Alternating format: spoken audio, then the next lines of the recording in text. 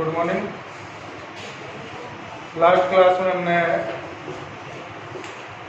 Statistics के लिए जो श्रेणियां बनाई जाती हैं उनका अध्ययन किया था, जिसमें से हमने व्यक्तिगत श्रेणी और खंडित श्रेणी दोनों का अध्ययन कर लिया था।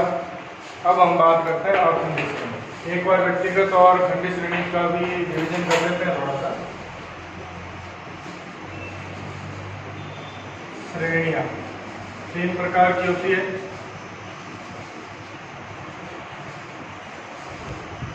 व्यक्तिगत इंडिविजुअल, खंडित डिस्क्रीट और सतत या अखंडित, इसको हम कहेंगे कंटिन्यूअस। व्यक्तिगत और खंडित का अध्ययन हमने किया था, तो मैंने आपको बताया था व्यक्तिगत श्रेणी में हम जहाँ पे स्मॉल डेटा होंगे अपने पास में, डेटा की संख्या कम होगी, वहाँ पे व्यक्तिगत श्रेणी से आसानी से हल निकाल सकते। खंडित श्रेणी में मैंने आपको बताया था एक तो डेटा की संख्या थोड़ी ज़्यादा होती है, तो व्यक्तिगत में थोड़ा आंसर निकालना मुश्किल होता है। निकल तो जाता है, निकलने में कोई प्रॉब्लम नहीं है, थोड़ा मुश्किल होता है। तो फिर खंडित श्रेणी में हम पद और उसकी फ्रीक्वेंसी लेके और फिर उससे हल निकालते हैं।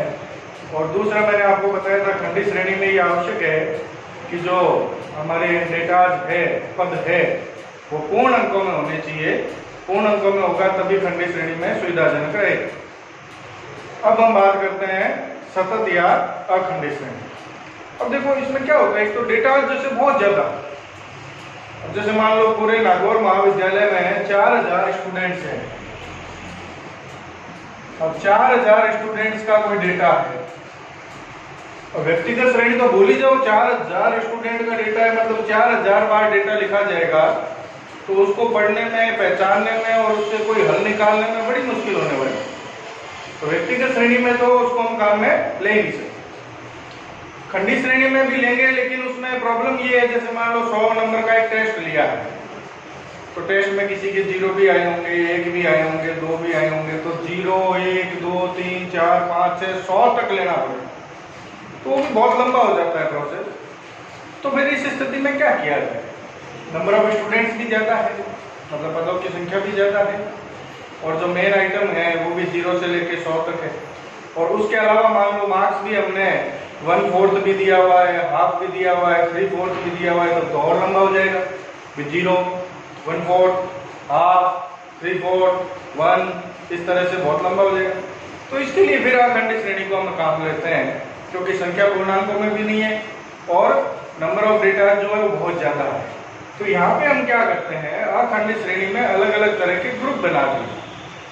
उन ग्रुप के आधार पर, जैसे अभी मान लो हमने ग्रुप बना लिए भाई 0 से 10, इसको हम x कहेंगे, वर्ग है ये।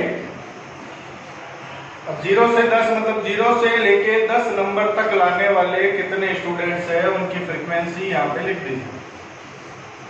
10 से 20, 20 से 30, 30 से 40, 40 से 50, इस तरह से 100 तक पूरे लिख लेंगे। और कितने नंबर ऑफ स्टूडेंट है, मान लो 0 से 10 के बीच में 300 स्टूडेंट्स हैं जिनके मार्क्स 0 से 10 के बीच में आए हैं, 250 स्टूडेंट के 10 से 20 के बीच में आए। इस तरह से पूरे 4000 स्टूडेंट जो है उनका डेटा यहाँ पे ले लिया जाएगा। तो ये अखंडित श्रेणी है। तो पहचानने का सीधा तरीका है, व्यक्तिगत श्रेणी में फ्रीक्वेंसी नहीं होती, सीधे डायरेक्ट डेटा दिए होते हैं, जितने भी अपने स्टूडेंट्स हैं उनके मार्क्स दिए हुए होंगे। डिस्क्रीट सीरीज में ग्रुप नहीं होता, नॉर्मल नंबर्स होते हैं और फ्रीक्वेंसी होती है। और अखंडित श्रेणी में ग्रुप्स बने हुए होते हैं और फ्रीक्वेंसी होती है। अब इन ग्रुप्स के बारे में और फ्रीक्वेंसीज के बारे में कुछ हम और अध्ययन करें, तो पहली बात तो देखो, ये 0 से 10 जो है ये एक ग्रुप। अब हमने 10 का गैप भी क्यों लिया? हम चाहे तो 0 से 5, 5 से 10 इस तरह से भी बना सकते हैं। हम चाहे तो 0 से 20, 20 से 40, 40 से 60 इस तरह से भी बना सकते हैं। तो बनाना अपने ऊपर निर्भर करता है कि हमें डेटा का कलेक्शन किया है तो किस तरह से उसको सेट करना है। तो ये जो अंतर है इसका एक ग्रुप का, इस अंतर को हम कहेंगे वर्ग अंतराल, क्लास इंटरवल। और इस वर्ग में ये दो लिमिट्स है, एक नीचे की है और एक ऊपर की है। तो जैसे 0 से 10 में 0 जो है वो है लोअर लिमिट, निचली सीमा, और 10 जो है वो है अपर लिमिट, ऊपरी सीमा। तो वर्ग विस्तार 0 से 10 के बीच में 10 का हो गया, इसमें 0 लोअर लिमिट है, 10 अपर लिमिट है। इसी तरह से जैसे 20 से 30 है, इसमें 20 लोअर लिमिट है, 30 अपर लिमिट है। ये फ्रीक्वेंसी हो गई, नंबर ऑफ स्टूडेंट्स हो गए। अब इन ग्रुप्स के बारे में हम कुछ और अध्ययन करते हैं। देखो, कोई भी एक ग्रुप लेता हूं मैं और उसके बारे में कुछ अध्ययन करेंगे। अभी मान लो मैं ग्रुप को लिखूं, एक तो लिखने का तरीका ये हो सकता है, देखो 0 से 9, 10 से 19, 20 से 29, 30 से 39, 40 से 49, इस तरह से हमने ग्रुप लिखा। और नंबर ऑफ स्टूडेंट जो फ्रीक्वेंसी है वो तो लिखी दी जाएगी। टोटल मान लो 4000 स्टूडेंट है हमारे, जिसको हम n कहते हैं। टोटल फ्रीक्वेंसी को हम नंबर ऑफ आइटम्स n कहते हैं।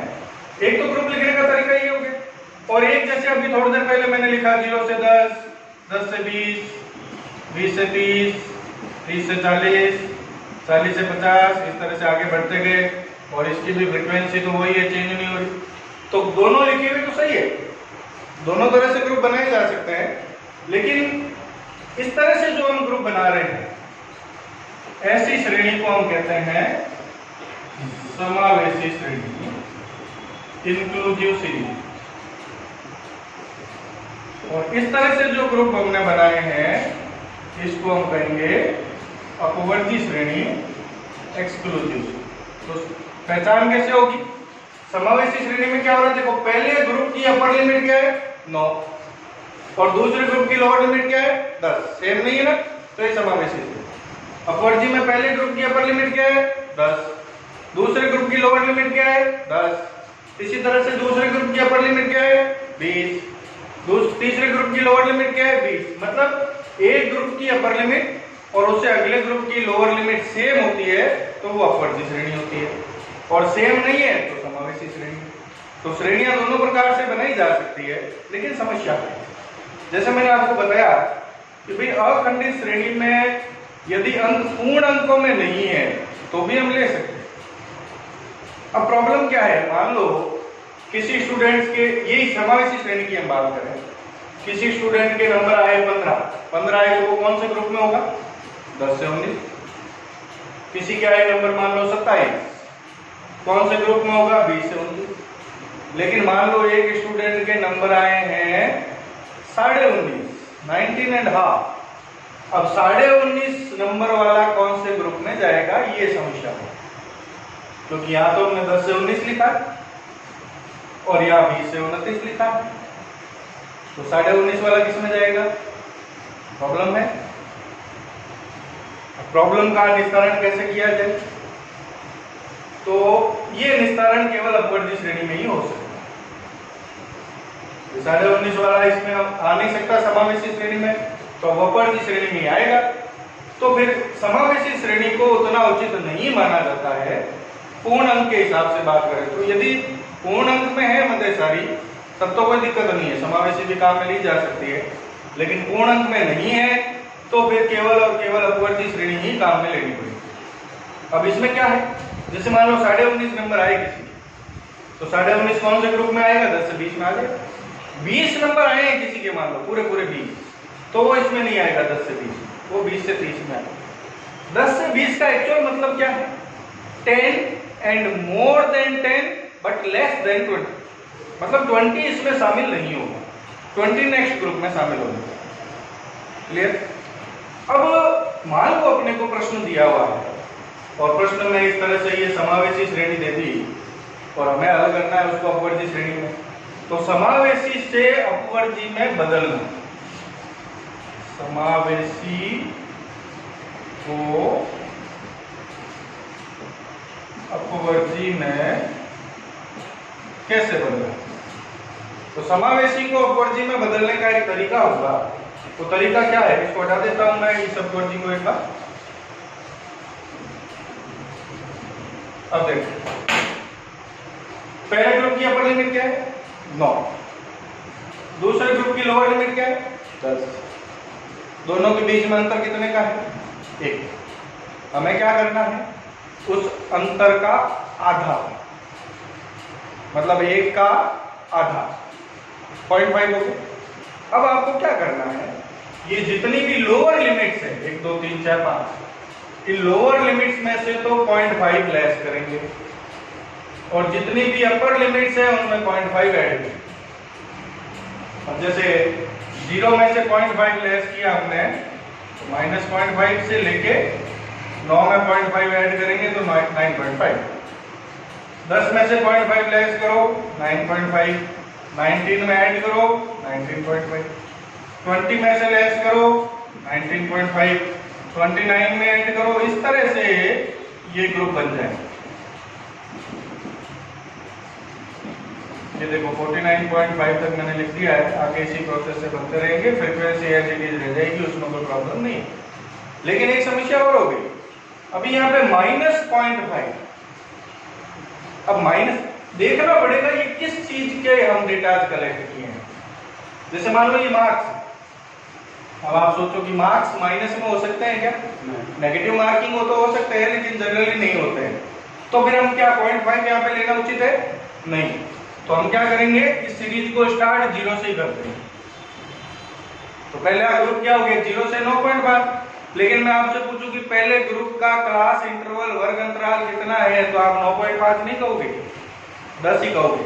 क्यों?